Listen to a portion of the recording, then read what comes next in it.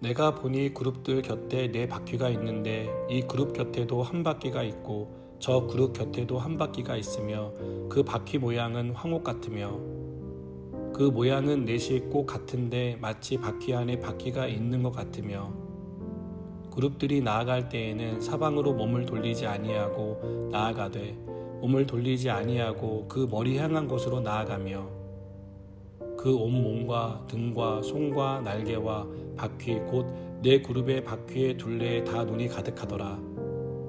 내가 들으니 그 바퀴들을 도는 것이라 부르며 그룹들에게는 각기 네 면이 있는데 첫째 면은 그룹의 얼굴이요 둘째 면은 사람의 얼굴이요 셋째는 사자의 얼굴이요 넷째는 독수리의 얼굴이더라.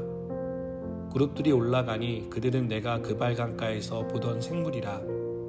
그룹들이 나아갈 때에는 바퀴도 그 곁에서 나아가고 그룹들이 날개를 들고 땅에서 올라가려 할 때에도 바퀴가 그 곁을 떠나지 아니하며 그들이 서면 이들도 서고 그들이 올라가면 이들도 함께 올라가니 이는 생물의 영이 바퀴 가운데 있음이더라.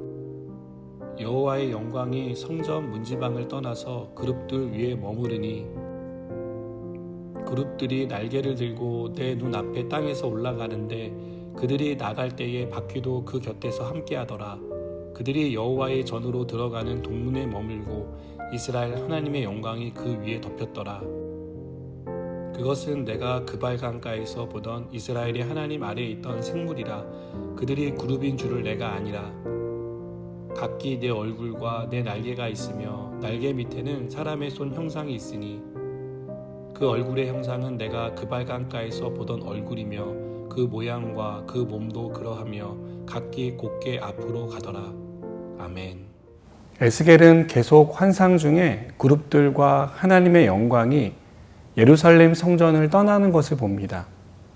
에스겔은 처음에는 하나님의 그룹들을 제대로 알아보지 못했습니다. 그래서 다소 어려운 말로 자신이 본 것을 설명했습니다. 그의 설명에 따르면 바퀴와 바퀴 안에 바퀴가 있는 모양이었고 영이 이끄는 대로 따라가고 있었습니다.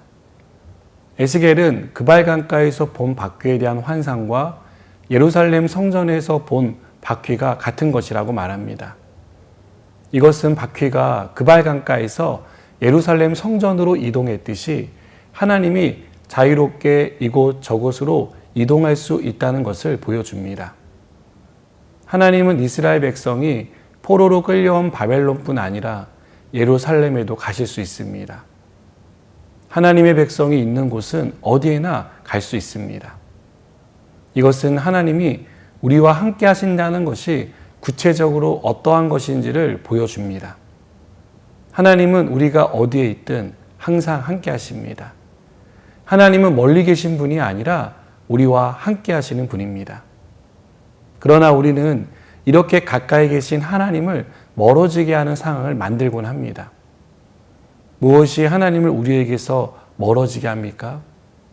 죄가 하나님을 우리에게서 멀어지게 합니다. 하나님은 죄인을 사랑하시지만 죄와 함께 할 수 없는 거룩한 분입니다. 그래서 죄인이 하나님께 나아가기 위해서는 죄를 회개해야 합니다. 하나님과 나 사이를 가로막고 있는 죄는 어떠한 것이든 회개해야 합니다. 그래야 하나님과 나 사이를 가로막는 장애물이 사라지고 하나님께 가까이 갈 수 있습니다. 그러나 우리가 죄를 포기하지 않고 계속 죄된 삶을 산다면 하나님과의 관계는 더 멀어지게 될 것입니다. 그러다 결국 하나님과의 관계는 단절됩니다.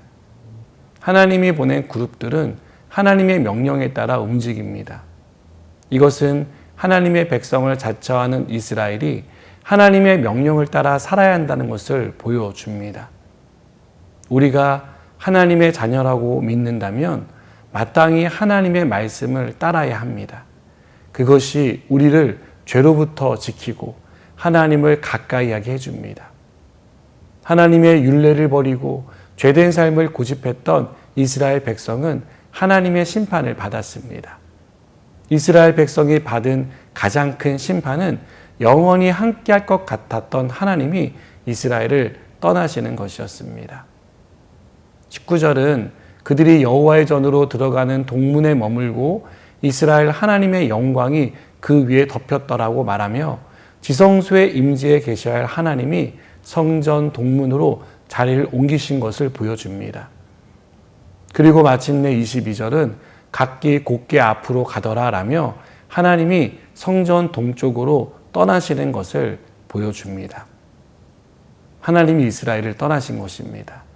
그들의 죄를 더 이상 두고 볼 수 없어서 심판하기로 작정하신 것입니다. 죄는 우리와 하나님 사이를 갈라놓습니다. 우리가 죄를 사랑하고 놓지 못한다면 하나님은 우리에게서 멀어지십니다. 하나님과 죄는 공존할 수 없기 때문입니다. 그렇다면 하나님이 우리에게서 멀어지지 않게 하려면 어떻게 해야 할까요? 죄를 멀리해야 합니다. 죄가 하나님과 나 사이를 갈라놓는 가장 큰 장애물이라는 사실을 알고 죄를 멀리해야 합니다. 그리고 하나님을 가까이 하시기 바랍니다.